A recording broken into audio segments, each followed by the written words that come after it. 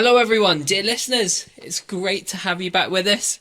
It's season 3 and we are talking about heroes of faith. We've called it We Could Be Heroes because we truly believe that any person filled with the Spirit of God can be a hero to somebody else, a hero of faith, living faithfully, doing as God has asked them, and have an amazing impact on the world. And so, as you know, we have asked lots of different people from the church to come and just share about their own heroes of faith. Some are well known, some not so, and just talk about how that's impacting their life of faith right now.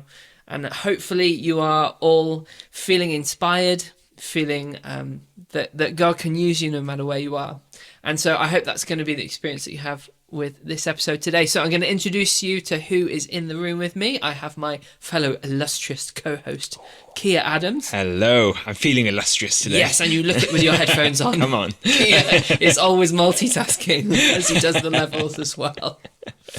And we're joined by someone that we work with, but more than that, just a really amazing friend. Yeah. Someone who is really at the cutting edge of mission and reaching to the lost. And so many people are hurt and broken in Cardiff. Our good friend Pedro Tomateo.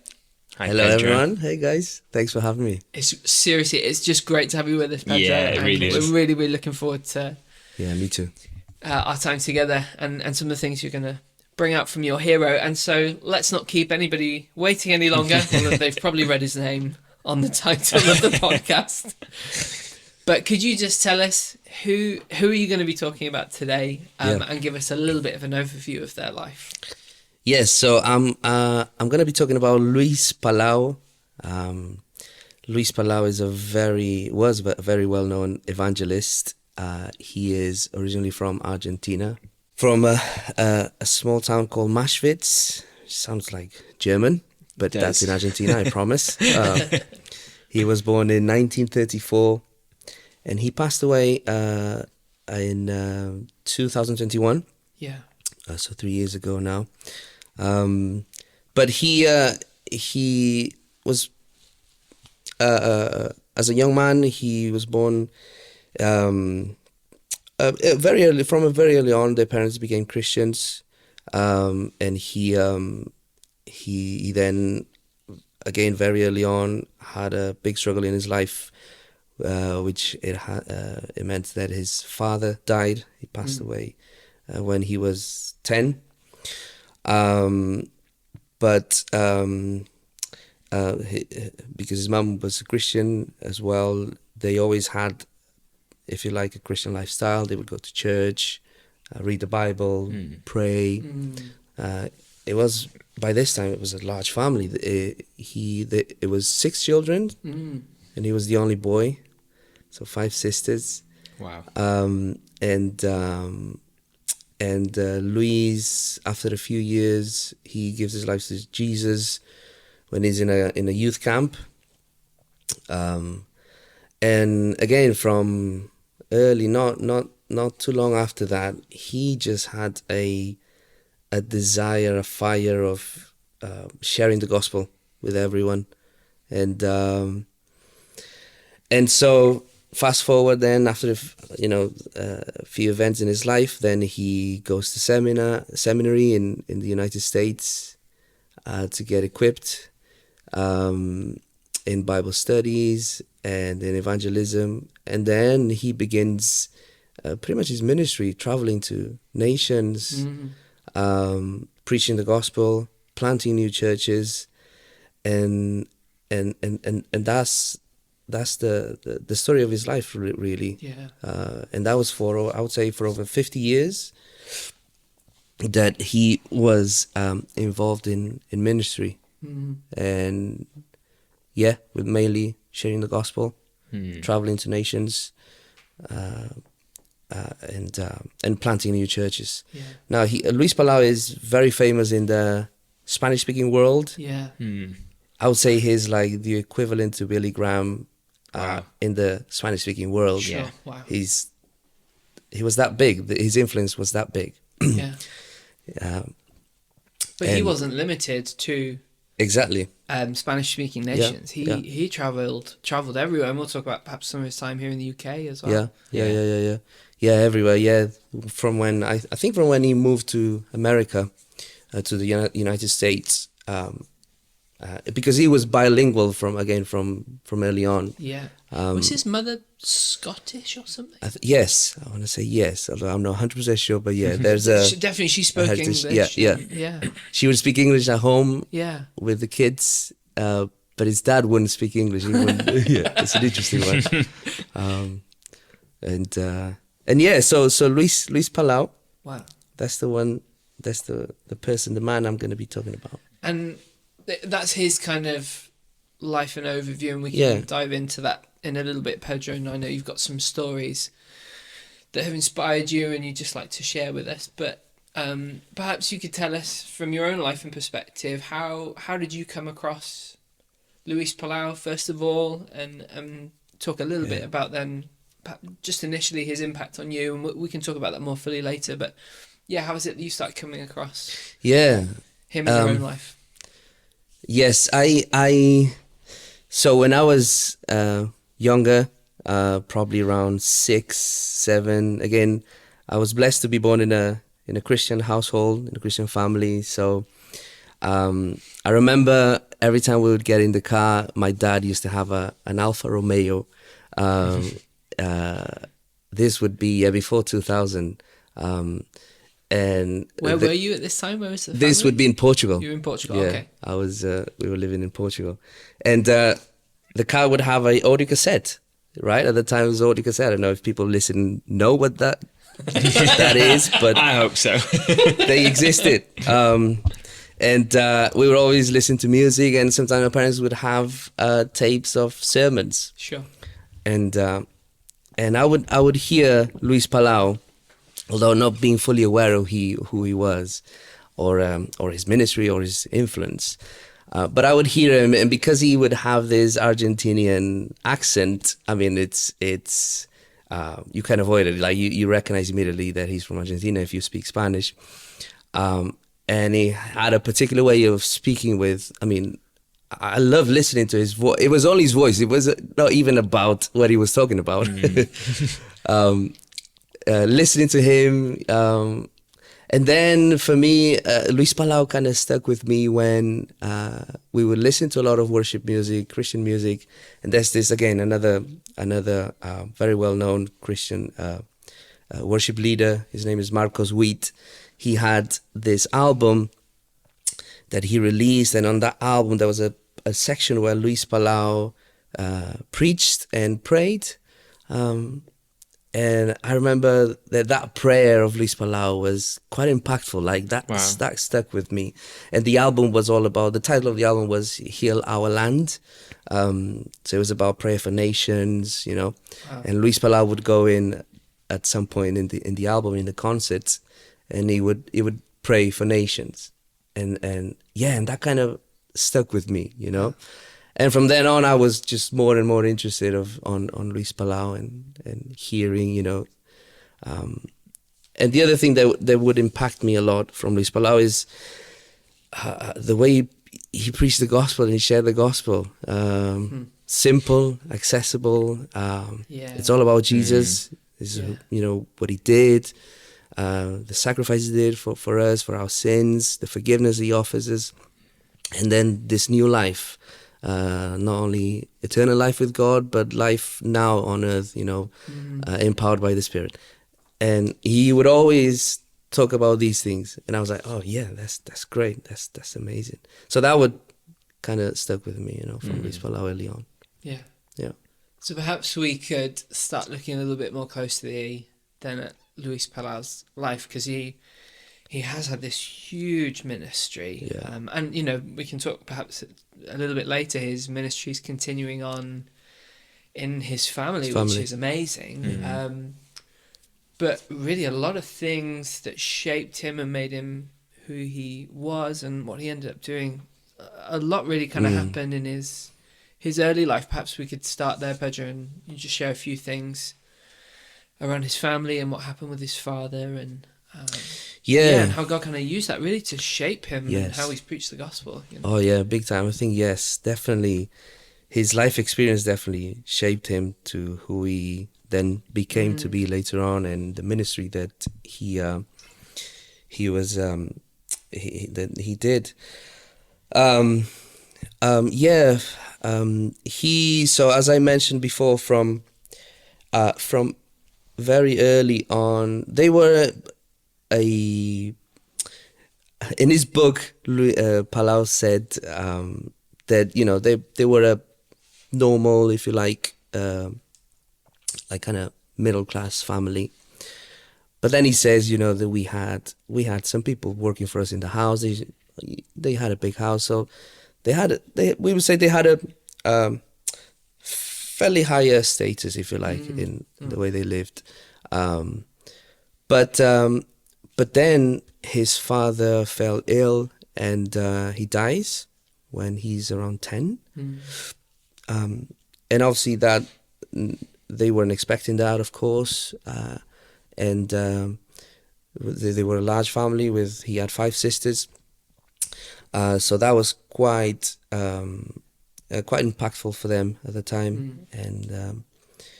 And from then on, one of the big troubles in their lives was the financial area, where things just didn't seem to look good or even getting better. But and I think that definitely, Luis Palau always shared about his dad. In his book, he shares a lot about his dad and how he was a big influence in his life and a big example of, again, another man who, when he came to Christ, he just loved to share the gospel everywhere. Yeah, wow.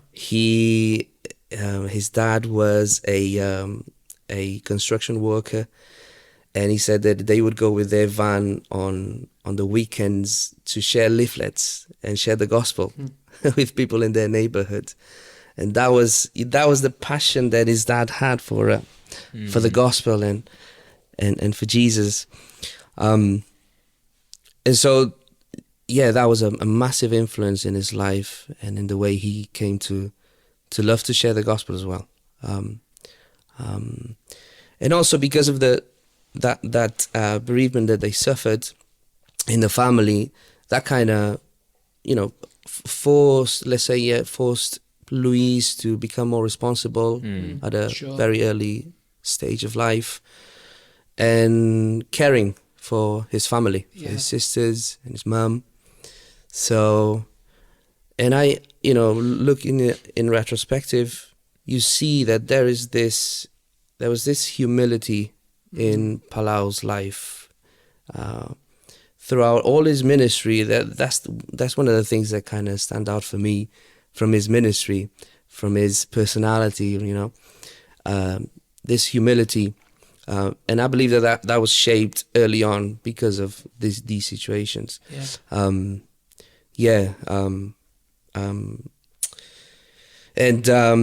then another thing that really impressed me and really stands out for me is the people that sown little seeds in their lives and in their family, the family, so that kind of informed Luis Palau's character and kind of path to then become who he was later on with his big ministry and all the great things that he did. And one of them is this British man called Mr. Rogers. He calls him Mr. Rogers in his bio, in his book. Is this British man that decided to come to Argentina to share the gospel. He just had a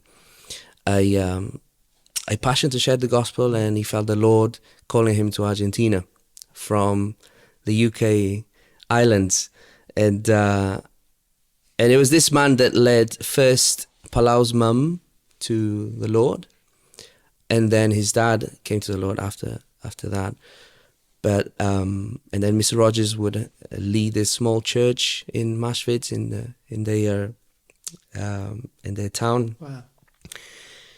And that was part of Luis's life part of his Christian life is church life, and Mr. Rogers, Luis Palau describes him as someone who was his life was burned out for the service of God. The simple fact that he moved from the UK to Argentina just to share the gospel, it's incredible. And then in his book, Luis tells that after then many years, when he's already in ministry, he has this evangelistic campaign in the southern part of Argentina, very close to Antarctica, so very cold. And he would be there, and when he arrived to the airport, a young man approached him and said, "Oh, are you Luis Palau?" And he said, "Yes, I am." "Oh, Luis Palau, did you know that Mr. Rogers was buried here?" And he didn't know. And he didn't know. And he said, "Oh, I would like to go and visit his tombstone and his memorial." So he went, and then Luis shared in his book, all of the things that he the doors that the Lord opened for him and his ministry was because of the faithfulness of this one It's incredible. simple and unknown man that nobody knows. But and then he speaks about how grateful he was, and again he remembers this Mr. Rogers' faithfulness and complete surrender to the gospel. And again, I think I know that that's one of the things that again informed Luis Palau character and personality, and the way he led and conduct his ministry. And I love that. I love the fact of simple seeds, small seeds can later on have a big massive impact in people's life. And I think we can see that in Luis's trajectory in ministry. I mean, Luis, one of the things that stands out for me, as I said before, is his faithfulness. He was very steady in sharing the gospel wherever he went, in all the different situations, scenarios that he was part of. And perhaps we can talk about that later on, specific moments of, like during the communist era that in Latin America, where with the Marxist ideology going on around, very pervasive everywhere. But he would be fierce and brave to just go and share the gospel and stand up for the gospel. Maybe we talk about one now and then we'll back up. But do you remember? I think it's his first kind of major mission. He goes to Colombia. He goes to Bogota, doesn't he? Yeah. And again, quite a hostile government, and yet he kind of tells the story where they've got kind of police envoys. Yeah, that's hilarious. There's thousands of people in the square. He just seems fearless. He does. And it was illegal, wasn't it? For them to have gatherings of people, so he shouldn't be doing it. But he's like, I'm going to do it anyway because this is what God's given us to do. That's and he taught when you read his book, Luis says, he says, I can see that those times I was fierce, I was brave, but I can at the same time recognize that's not Luis Palau. Sure. That's the Christ in me, the Holy Spirit that empowers me and leads me to do all those crazy things, he would say, because he didn't describe himself as being someone with that attitude. But in Colombia, I think that's one of the big encounters that he had with opposition, and in spite of opposition, he was fierce, relentless in doing what I came here to do, which is to share the gospel, to share with these people who Jesus is and what he's done for you, and that the church is here. And I think that was probably the thing that kind of made his ministry then grow even more from there on. He would. I think he went to. So he was going from wherever he was to the main square in town, wherever he was in Colombia. I think Bogota. And the police was going after him and say, "You can't go. You just stop." And he was, "No, I'm going." And all the people following him behind. And then there was a crowd at the end in town in the center. And that's one of the great things that Luis did for the gospel, for sure. So we've got he's grown up in Argentina. Fairly kind of wealthy upbringing, and yet great tragedy when his father dies. But there's a faithfulness to God in all of that, and his mum in particular becomes quite a big influence in his life, encouraging him to keep walking with the Lord. So, and then he ends up going to seminary, doesn't he? He ends up going. I think it's in Portland, Oregon. Is that right? It's in the western part of the United States. Perhaps you could kind of just walk us through perhaps some of the inspiration for his ministry and kind of how he goes from Argentina, small town kid, to really with this heart and the ability to go and preach the gospel and travel the nations. Yes, so he ends up going to seminary in the United States because, again, one man that he met back in Maastricht, his name was Ray Stedman, and basically he had been to Argentina, to their town there, to preach the gospel, to visit some churches, and he just spotted Luis Palau, and Luis Palau would recognize something different about this man, the way he shares the gospel, the way he enjoys the life with Jesus, the way he is with people as well.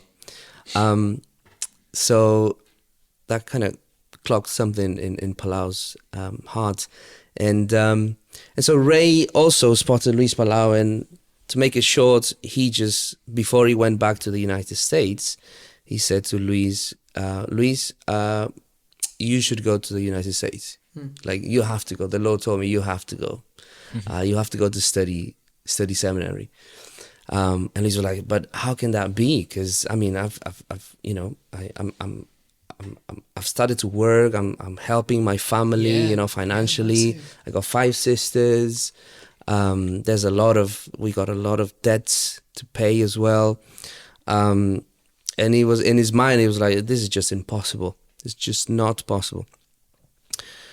Anyway, and Ray Stedman said, I'll write to you when I'm back in the States. And then he does.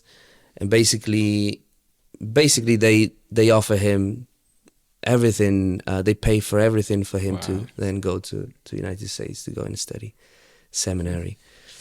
So then he ends up going because his mum encourages him, right? Exactly. Yeah. Exactly. She says, don't worry about us, God's going to take care of it. Yeah. So good. Yeah, definitely another great influence in his life. His mum, a lady of faith. Yeah, I mean, because you would think, if you find yourself in that situation, how can you leave your family behind, right? Like, practically speaking. And that was Palau's, kind of issue in his head. But his mum said, no, you must go. Because from early on, his mum kept telling Luis, you're going to preach the gospel. You're going to preach it. I just know, you're going to be someone who's going to be preaching the gospel. And so his mum was faithful with, what the Lord had shown her in regards to his son. So he said to him, yeah, you go. So he went, and then he would meet more people there that would influence and impact his life, and he would be equipped then, to share the gospel, and one of the big and influential figures that he met in seminary was Billy Graham, wasn't it? He met Billy Graham there, and then very quickly he began working closely with him, and he had that access to Billy Graham, this relationship with Billy Graham, and he says, I came under the mighty hand of this humble man, and I thought, that's great. And from seminary he then is sent to nations to preach the gospel, plant churches, and that's how it kind of started, isn't it? Yeah. Wow. Yeah. And then perhaps you could talk about Pedro, talk a little bit about his influence, because like you said, this podcast goes out to lots of different people, but there'll probably be quite a few people who are going, maybe I've heard the name, but I'm not really sure who Luis Palau is. But like you said, he's huge in the Spanish-speaking world. Perhaps you could talk about some of his legacy, I suppose, some of his influence on the world, and really how big he has been for the gospel. Yeah. Luis Palau was, as I said before, with for those that know Billy Graham, he's the equivalent in terms of the scope of his ministry, of what the passion that he had to share the gospel. His ministry just naturally became big, and he would travel around many countries in Latin America at the beginnings of his ministry, and as I said before, to dangerous places, dangerous nations in terms of oppositions to Christianity, to faith.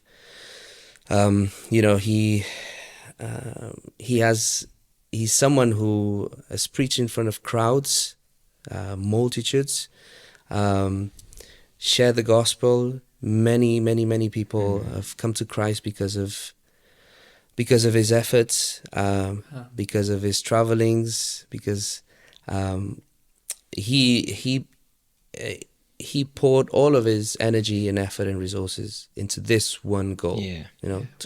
To preach to as many people as I can, and to bring them to Christ. And that's really the legacy that he's left to the nations, and if you like, to the Hispanic world. He was a faithful evangelist. He was a fierce and consistent evangelist who had this one sole purpose: to preach the gospel in every place. He has this one a famous sermon that it was recorded. It was broadcast on a radio back in the 60s or 70s, which was when the communism was very popular. And the title of this sermon was Christ or Castro. Okay? Wow. Okay. Christ or Castro. And so he preached, obviously, and he went very bluntly against all those ideologies, all those ideas, and he preached Christ. And one of the things he says there is, what do you guys want to choose? Do you want to choose a bloody revolution, or do you want to choose the blood of Christ? Wow. And apparently Fidel Castro heard about this sermon. Wow. And all the ones that had that ideology. And immediately Luis Palau became an enemy to all these people. And Luis always wanted to go to Cuba to preach, but he wasn't allowed. And he tells in his book that he had a friend of his, another pastor, another minister, that went to Cuba. And he said to his friend, "Oh, can you ask because he knew that this friend of his was going to meet Fidel Castro. Can you ask Fidel if he allows me to come in and preach? I promise. Just tell him that I'm just going to preach the gospel. I'm not going to talk about or against any politicians. And I was like, okay, I'll do that. So his friend goes and he has this meeting with Castro, and he asked him if Luis can go in there. And he said, Luis Palau. Yes. And because of that sermon that became famous apparently in the communist community, he said, he can come in. He will arrive to the airport, get in a cab, and go around town and get straight back into the airport and go straight back home. So basically, he can't come. So and that kind of Luis Palau tells in his book, like, that kind of just lighten up the fire even more within himself to preach against all these people and preach Christ. So I mean, you can tell from that, right? His single-mindedness, his passion, and his steadiness to I know what I've been called to do in this life. Therefore, I'm gonna pour everything of myself to do this, and that's his big legacy. Is for me is his faithfulness and his humility to have this one focus in life, to preach the gospel, and I think his ministry speaks for it as well. You know, that he, like, as I said before, the scope of his ministry is huge. Yeah, and it just to, I think, draw a line back to something you talked about earlier. You talked about this guy, Mr. Rogers. Yeah. And you were telling a story before we hit record about how towards the end of his life, I think Luis Palau was telling a story of how he ended up down south. Yeah. That effectively he wanted to go. He realized there was no Bible-based churches down there. He wanted to go down, and all of his church leaders were saying, "You're too old to do it." And he was like, "I must go. I must do it." And you think the simplicity of that. It seems like, as you've been talking about Luis Palau's life, that simplicity of I must do what God has told me to do, and the fire that comes from not ideas of grandeur for himself, but captured by a vision. It seems like Mr. Rogers does it, and he goes and plants a church. And yes, we can look at Luis Palau's life and say, well, he traveled the world and preached to hundreds of thousands of people, but it's the same faithfulness towards what God has shown him. And I think that's significant in what you're saying. Big time. He says in his book, Luis Palau said in his book, he wrote, when talking about Mr. Rogers, he says, Mr. Rogers could very well chosen to have a high-profile ministry, but he just didn't. Wow. He didn't. Amazing. He just remained faithful, and wherever the Lord led him, he would go, because he just knew, like you say, it's a must. Yeah. And it was that simplicity, that humility, and that faithfulness to have seen something from God and saying, "Here I am, God," Yeah. I'm going Amazing. in your power. And I think that then translates to Luis's legacy. Yeah. Yeah.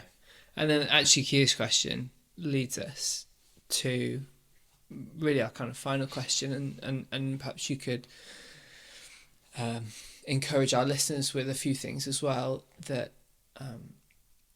they could take on from Luis's life, but what has been his legacy in your life, and then what some of those things, some of those simple things, how does that look for you? And perhaps you could talk a little bit to our listeners, what might that look for them? What could they take away from Luis Palau's life and ministry, though it was huge and far-reaching? What's some of the depth that's really gone down into your life, and perhaps they could take away too? Yeah. Well, one of the things, and it might sound simple, but is just to share the gospel. For me to learn even more, to share the gospel. I was listening to an old sermon of him, and in this sermon he tells a story of he was recording, or he finished a TV program. Excuse me. And at the end of this program, then he had a lady approaching him that would work in that sphere. And so Luis was with his friends, and this lady approached him with her assistant. And she came to him and immediately insulting him, saying, "Oh, you pastors, you priests, you are all fake, etc., etc., etc." And then when she finished, Luis asks her, "How can I help you?" And immediately this woman is surprised. She says, "Nobody has ever asked me that question. Wow. How can I help you?" Wow. And it sounds simple, and it is that simple. And then Luis then says, "Why? Tell me your story. What happened? What happened to you?" And then she begins to share his story with Luis, and she says, she tells a lot about a lot of the struggles that she had in life. She has been involved in a lot of violence in her relationships. Anyways, and that led her to become an atheist. Pretty much, I don't believe in God, and if there is a God, how could He forgive me for all the things I've done? And from then, Luis just immediately starts to share the gospel. Wow. And he says, "Let me tell you something. You can be forgiven." And he begins. He goes on. He talks. Jesus. He says that if He sets you free, you will be free indeed. And you'll be free from the consciousness of sin. Not only that, you'll be free from the chains of sin. And not only that, you'll be free from the condemnation of sin. And then he goes on and he just shares the gospel. And he does it in this smooth and simple way. And I'm like, oh, I need to grow in that. I want to have that ability to share the gospel, because at the end of the day, that's the mission that we all have. Yeah. And for me, as I said, it might sound simple, but that's one of the big things that, when thinking of Luis Palau, pops in my heart, is to share the gospel, to grow in more ways, deeper ways, to share about Jesus, to share what He's done for us with my friends, with family, with people I encounter at work, at school. But just to be that intentional and that again, simple, to share. So that's one of the things, and the other thing for me is what I've been saying so far, is His faithfulness. And when we talk about faithfulness, we talk about consistency, something rock steady. And when looking at Luis Palau's life, you can clearly see this consistency in his life. That was driven by what he had been given by God. God clearly gave him gifts, and he was a good communicator. He was great at engaging with people. You can clearly see that.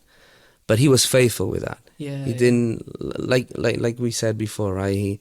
He did have this high profile ministry, yes, but that never led him astray from the faithfulness or the responsibility that he had with the gifts that he was given from God. And that was just to remain faithful, to keep doing what I've been called to do. And I think that's one of the reasons why his ministry carries on even today, right? With his family, like we mentioned before, his sons now taking it forward, and continue to reach, thousands and thousands of people. And yes, that's because of Luis's faithfulness in the way he conducted his life and his ministry. But also, again, going back to all these people that have sown into his life. That's amazing, You know, and all these faithful people that have sown into his life, and Luis Palau seeing these people and recognizing that, and therefore saying, okay, I'm gonna live my life like they have lived. Wow. And I'm gonna go all in. Pedro, I think that's amazing. I think that's such a practical thing that we can take away from someone that you think, okay, the Spanish-speaking Billy Graham to massive Christian figures of the 20th century. But within their life, you've highlighted something that God can use, which is faithfulness. Being steady. And although we haven't talked a lot about it, I think even in just you talking there about his legacy with his son and his family, his faithfulness to his family. He talks about, I think there's a story where his wife gets diagnosed with cancer. And he's in the UK and he cancels tours and he leaves and he says, I've got to go and be faithful to what God has given me, faithful to his wife and his family. And then his son, who's now leading the ministry, he wasn't walking with God, didn't make a decision until he was in his late 20s. And again, he was just faithful to love his son. His son did exactly what his father did, and he put no pressure on him. His son talks quite openly about that. But it's at one of his father's rallies that he gives his life to Jesus. And he just comes under the conviction of God. And I think it's his son who tells this story. He says, after this, my friends were going out and they said, oh, you must come with us, let's go and we'll go spend time with everybody after this big rally. He says, no, I'm going to go alone and be with God. And he spends the whole afternoon just asking God's forgiveness. For every sin I've ever committed. He just talks about how he went before God. Amazing. His faithfulness. And we can all be faithful with whatever God has given. Yes, amen. And who knows? We may get to be a Mr. Rogers who inspires. We may get to be a Mr. Stedman who opens the door for somebody else, or maybe we will be like a Luis Palau who we get to share the gospel in bigger platforms, but we can all be faithful. That's the kingdom. That is the kingdom. Yeah. That's it, but it's all together. We all play our part. And Pedro, I just want to thank you for coming and sharing. Thank you guys. Thank you for inspiring us and giving us something practical. That we can share the gospel and ask God for opportunities. I loved the story you told. The simple question was, how could I help you? I think that's something we could all think about and take with us. When we meet people, oh, this person, they don't know Jesus. How can I help? It's really powerful, and to be faithful. Amen. Pedro, thank you so much. What a really great addition to the season. We just want to thank you so much for preparing and bringing Luis's life to our attention. In this way. Pleasure. Thank you, guys. Thank you, my friends. Listeners, I hope you've really enjoyed today. That you've got plenty to take away with you. And we're looking forward to you joining us again for what I think will be the last episode of our season. So, Pedro, thank you. Thank you, guys. Really enjoyed it. Kier, thank you as ever. Oh, thank you, Dave. And we'll see you for our final episode next time. Hit subscribe, listeners, and get in touch if you've enjoyed today. Hit it on the socials. We'll catch you very, very soon.